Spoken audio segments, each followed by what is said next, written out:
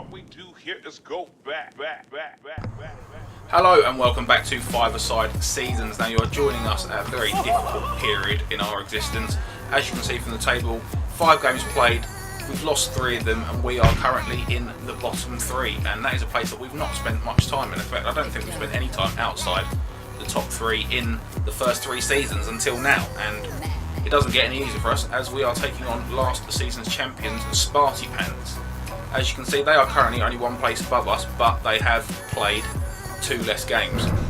So it will be difficult to try and get anything from this game, but let's have a look and see what team is going to try and get a result for us today, as we have Joe Templeman as ever in goal, Matt Creasy the ever present at the back with Steve Locke, Alex Lockwood has come in for James Heiser, who has done his ankle again at the last minute, and Nav's up top with Tom Ryan, Dan Wells and about a 30% fit Ant Sleet on the bench because he wouldn't take no for an answer. And as you can see, I'm still unavailable with a knee issue, but unlike Ant, I'm being sensible and sticking to the bench. So, like I say, we're going to need some big performances from the lads out there, especially from Navs and Lockwood, who have been our main goal scorers. Lockwood's been in great form of late, scored a couple of goals in his last game and a goal in the game before that, so hopefully we'll get more from that this season. So let's get the action underway then. As you can see, the opposition, Sparty Pants, kicking off in the orange, going from left to right, us in our black and anthracite kit going from right to left. As immediately they look to push down the far side into the corner, being stood up at the back there by Matt Creasy. Little ball in, but that will quite happily sneak through to Joe. The free kick to Sparty Pants now, given to this guy in the blue socks, who looks like quite a handy player. I don't think we've actually seen him playing here before, but he definitely looks quite handy. Saying that, their right back's giving it away. And obviously I think he got a little call from Dan. He thought Dan was making the run. Unfortunately, a little bit of a lapse in communication there, and it gone through. But Navs managed to get a tackle in and has a shot at the near post. Keeper stands up well and parries it away, but the ball still in possession with us as we come down the right hand side now into Alex Lockwood. Looks to get the shot away and he smacked that straight against the back of Navs, who took it like a champ.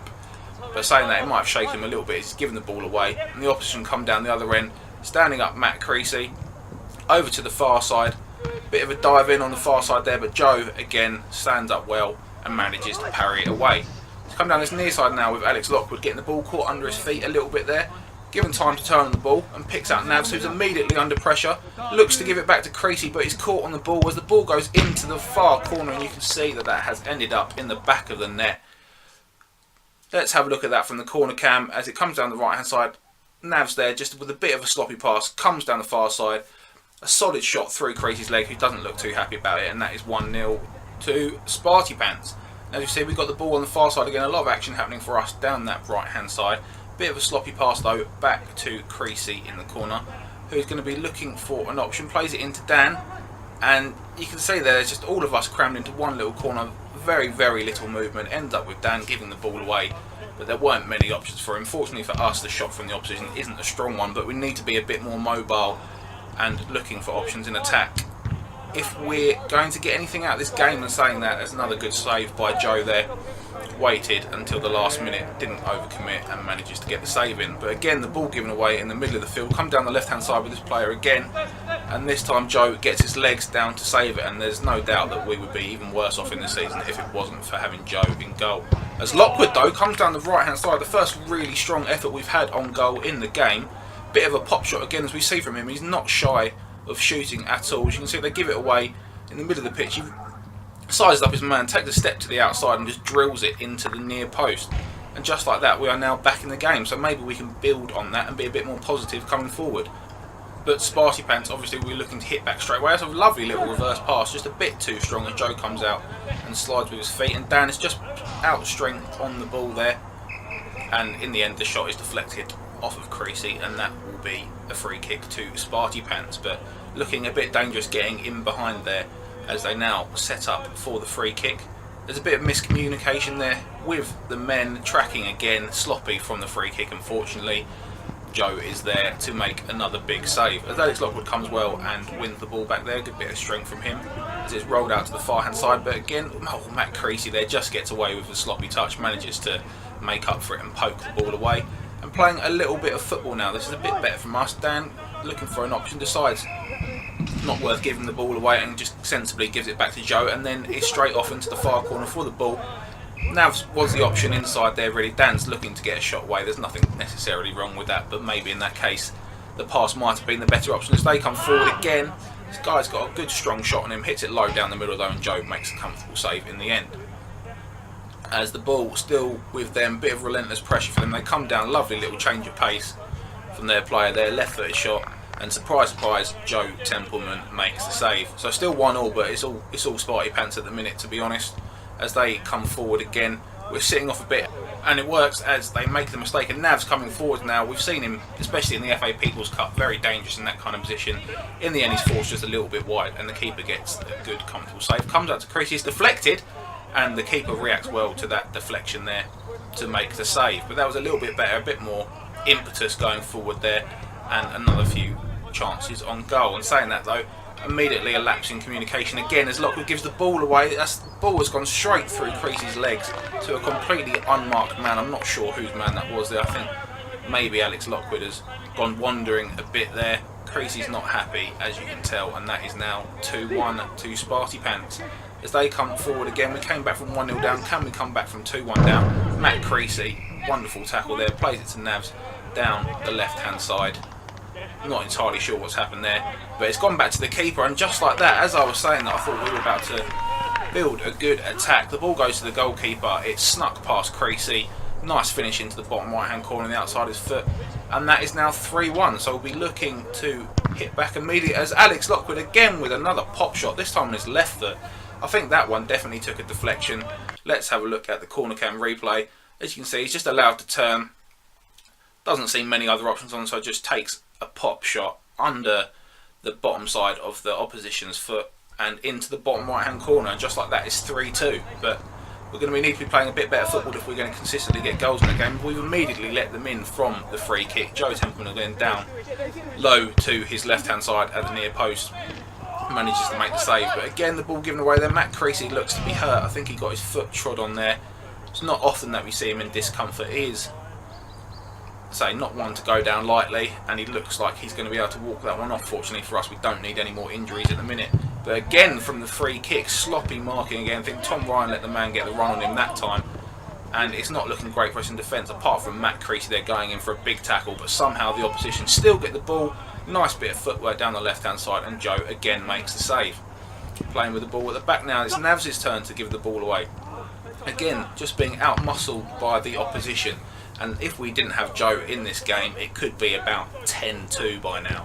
The ball rolled out to Steve on the right hand side though, gets a little poke to Navs, who gets the march on his defender, and again, like I was saying earlier, he's very dangerous in that position when he's got the run on his man. He's got the pace, and he's great at that little whipped finish into the near or far post, and he's happy with himself there, so he's now going to take himself off, and just like that it is now 3-3 as we head into half time. So you have to say Sparty Pants really have been the better team in that half, but it doesn't matter because the score is what's important, and as it stands it is 3-3. So we're still in this game, half time.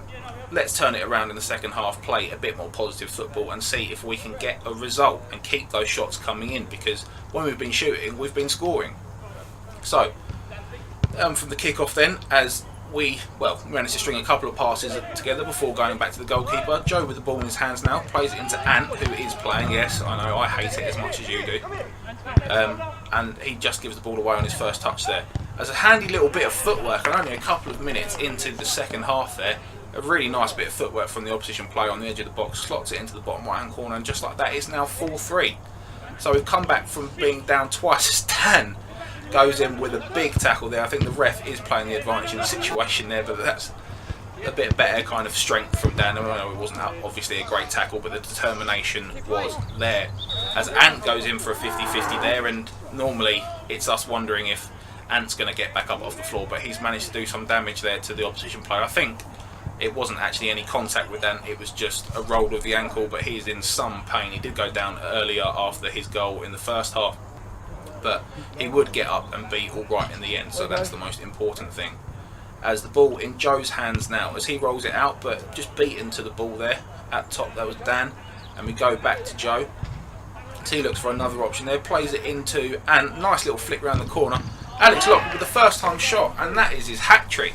Another bit of a pop shot from Alex Lockwood there. That one's gone through the goalkeeper at the near post. A lot of stuff happening at the near post in this game for us.